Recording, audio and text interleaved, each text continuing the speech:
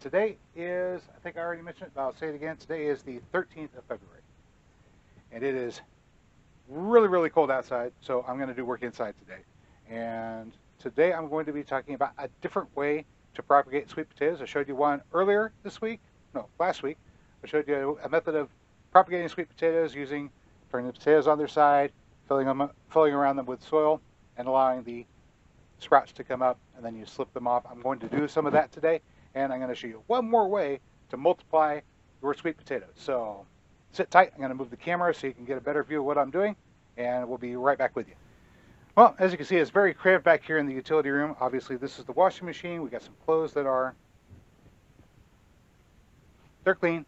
They're washed over here next to something very dirty, which is our tub with our sweet potato starts in it. Of course, this one is ready to have something done with it. And I told you I was going to show you a couple of different ways of getting your sweet potato started. Obviously, the first one is this method with the soil in tubs.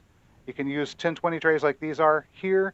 You don't even necessarily have to use soil. You could put the potatoes down in 10-20 trays and fill them half full of water if you wanted to. That'll work as well. Over here, I've got something that's like the good old-fashioned high school or grade school experiment with the potato in water. And I did this one with this just segment here that I cut off because it was starting to sprout out the top. And I didn't have any more space in trays, so I just threw it in water. And let me get this close to the camera. Maybe you can see some roots that have already started to form on it. Okay, so closer look right there. These little tiny white specks there protruding from the stem. Oh, there's one there too. Those are roots that are starting to form on the stem of the potato. Or on, I'm saying that right? Yeah.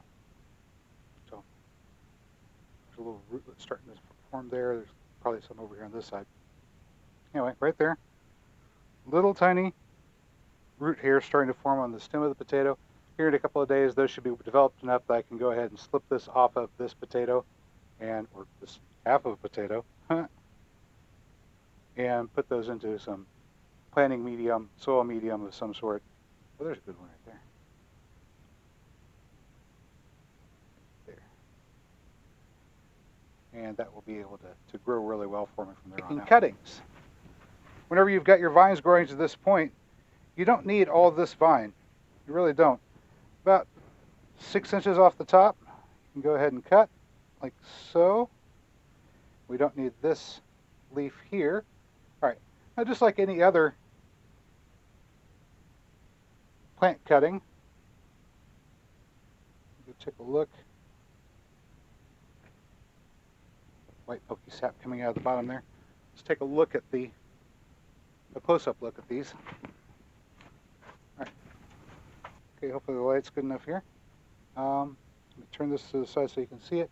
Right there, this node where the leaf was coming out, and right here, this node where the leaf was coming out.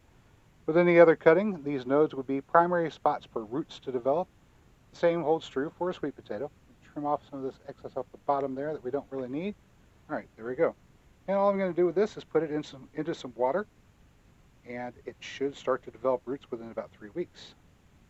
So as just a part of the vine that came off of a slip that's already gotten started, I can get another potato plant. And here I have some water, which I decanted a couple of days ago. It doesn't have any chlorine left in it. It's been here with the heater going, so it's reached a temperature of hopefully around 65 degrees or so.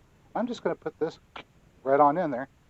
And I wanted to remove all the leaves that would be submerged if it was in the water. Leaves in the water will rot, and that's no good.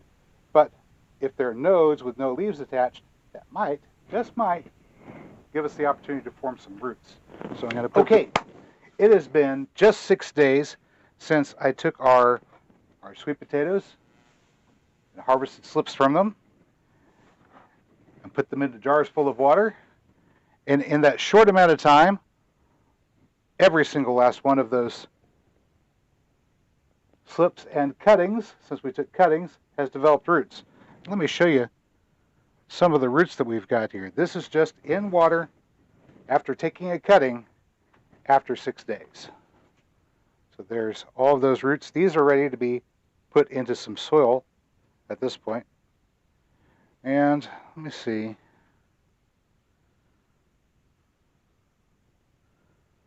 We got 4 of them in this bundle. All right. If we have a close look, we can see that every place where there was a node, there's one there on that side, one there on that side, one here, one there, and one there, but also in between. But everywhere that there was a node where a little branch for a leaf was coming out, that's where the roots develop. And in cases where you have a short distance in between nodes, like there's one there, that's the best place for roots to develop. So if you're trying to get your cuttings to take root, look for these nodes. Make sure you cut just below the node. Within about a 1/4 inch of it, you should get rooting at least at that bottom node, but you can often get it all the way up the length of the vine, especially with sweet potatoes. These guys root really easy. But now it's time to take these and get them into some soil. And when I say soil, I mean soil, not potting mix, not sterile potting mix. I mean actual soil. Because all the potting mix is going to do is serve as a place to hold water. Well, they're already in water, right? Developing roots, but they're not growing, they're not getting any bigger. We want to help them grow and get bigger, so they need some actual nutrients. So let's go ahead and get all these cuttings out of the jars. This is the one that has the fewest. It only had one little node right there, but it's grown enough roots that we can put it in the dirt. Let's get that there. Of course, these were short, which is why we put them in the potting mix instead of putting them in the jars. But even these short little ones have developed roots. So we'll be getting these and putting them into soil. All right. Okay, so remember, I had one short little tiny piece that I accidentally broke off, and I put it down here into this potting mix. That's this one right here. Here is the moment of truth. If any one of them was not going to root, it would be this one here, and look at that. Look at that. This tiny little sprig that broke off, put it down into the potting mix, it grew roots. So believe me when I say, if you've got sweet potatoes, you want to practice rooting cuttings, these are great for that kind of practice. You can build all kinds of confidence in your ability to root cuttings with sweet potatoes. Let's go ahead and get these into some soil.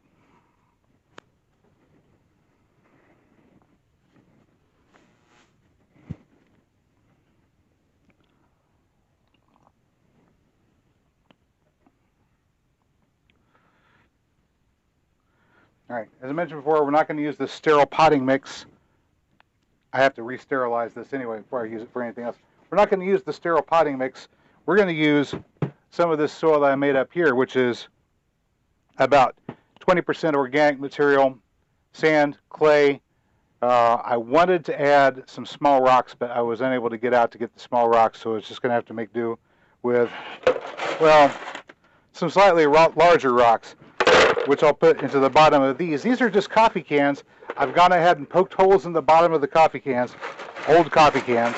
So this has got mycorrhizal inoculant in it. It's got biochar that's been charged with effective microorganisms in it.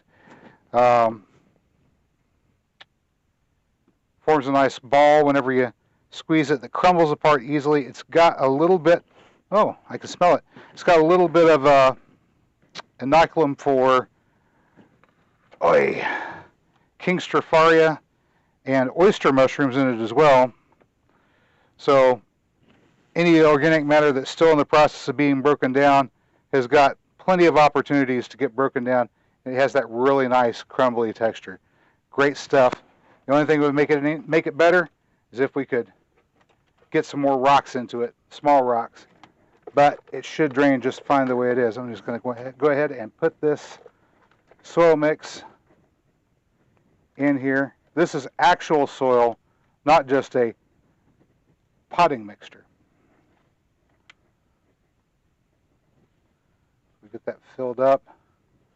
Really nice. Do the same thing over here.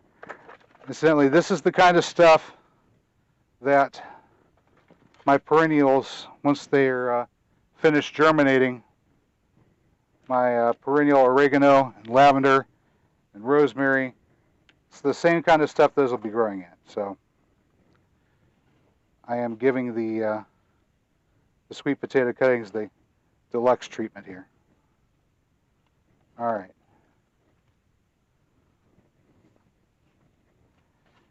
Get it filled all the way to the top. That should be close enough. Or once you've got your cuttings rooted, you want to take them and transfer them to some place where they can get some nutrients so they can actually grow. Once they grow, here in a week or two, these particularly long vines, I'll be able to get additional cuttings from. Won't that be exciting? All right. It's $1 for a plastic dish tub from the dollar store, absolutely free for coffee cans, old coffee cans, and there we have 19 potato slips rooted into soil, ready to grow, make more potato slips. Hey, that's all I got for you today, good people. As always, if you found the video informative or entertaining, you know what to do. I will catch you next time. Millions of taters, taters from me. Millions of taters, taters for free. I've got millions of taters, taters for me. Millions of taters, how can that be? I clone taters, been cloning taters. Yeah, yeah, taters.